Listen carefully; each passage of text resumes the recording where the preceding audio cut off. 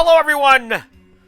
Just when you thought you couldn't get enough of Turntable Tuesday with Tom, I have launched this, the inaugural version of CD Sunday with Tom. I'm Tom. It's Sunday. So the origins of this show are interesting enough that, well, first of all, I just really enjoyed Turntable Tuesday with Tom. I know that I will never become independently wealthy based on my random Facebook videos that I put up every Tuesday, but who knows? This one here on Sunday could launch me into the stratosphere. I could become social media relevant. Highly unlikely, but one never knows.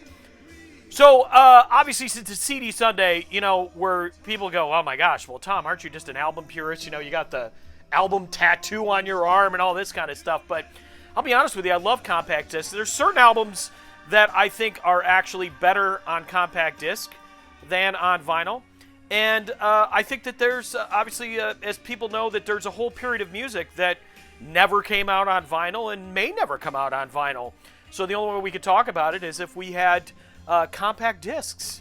So here we are, CD Sunday. Months back, my brother-in-law, Jack, said, hey, I've got an album for you to review for Turntable Tuesday with Tom. And he sent me a compact disc.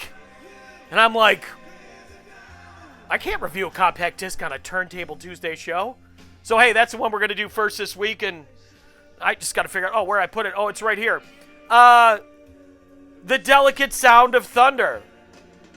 It's an interesting title because I don't necessarily think that Sunder or Thunder, whatever you want to call it, it's particularly delicate sounding, but nonetheless, for those of you who don't know, this is a 1988 Pink Floyd live album, mostly recorded at Nassau Coliseum. Now, when it comes to live albums, everybody will tell you that there's always some studio trickery involved here and there.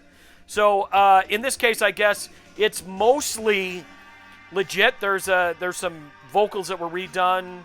You can look that up if you really want to know which tracks. I think it may be only one or two. And there was some acoustic guitar added to Comfortably Numb. But other than that, this is Pink Floyd live. Now, around this time, Pink Floyd reforms. They reform, of course, with David Gilmour and without Roger Waters. Now, there's Pink Floyd purists that say, well, if there's no Roger Waters, there's no Pink Floyd. I don't know, man. I get it. You know, if McCartney or Lennon took the Beatles on without one or the other, would they still be the Beatles? Rolling Stones went on without Brian Jones. Some bands can get away with it, some can't. This is certainly a different version of Pink Floyd than the version that was led by Roger Waters. I love Roger Waters' music, but I also love David Gilmour's music, and I think David Gilmour did a great job fronting Pink Floyd for the period of time that he did. Took the band in a little bit more kind of soothing commercial direction, sure, but you know, here's a testament to the power of the Pink Floyd name. This album sold 3 million copies, okay? It was from the tour, which supported a momentary lapse of reason. And while I'll be honest with you, I don't own any of the Gilmour-era Pink Floyd albums other than this now because my brother-in-law sent it to me. I like this stuff. I do. I'm not. You know, it's funny. I remember hearing Roger Waters do an interview once about Pink Floyd without him, and he said, have you heard the new Pink Floyd without you, Roger? What do you think? And he goes, well, I think it's a pretty fair forgery. I don't know if that's a very good Roger Waters, but, you know, he was never a fan of it. It happens. Anyhow, other little fantastic facts about Momentary Lapse of Reason. This one actually did come out on vinyl and has been reissued within the last few years. But again, I think just kind of due to the nature of the kind of nuances of the sounds and everything, I really enjoy something like this on CD and have had a really good time listening to it.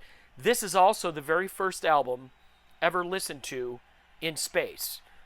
Okay? It was sent, the Soviet cosmonauts had a copy of it. They listened to it in space. Why was it the first album? I don't know. Who knows? It's Pink Floyd, okay?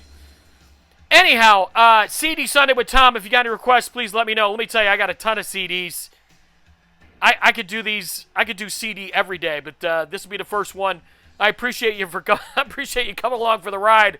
I could have just done a whole reel of outtakes this week, but I'll see you next Sunday. Into the distance.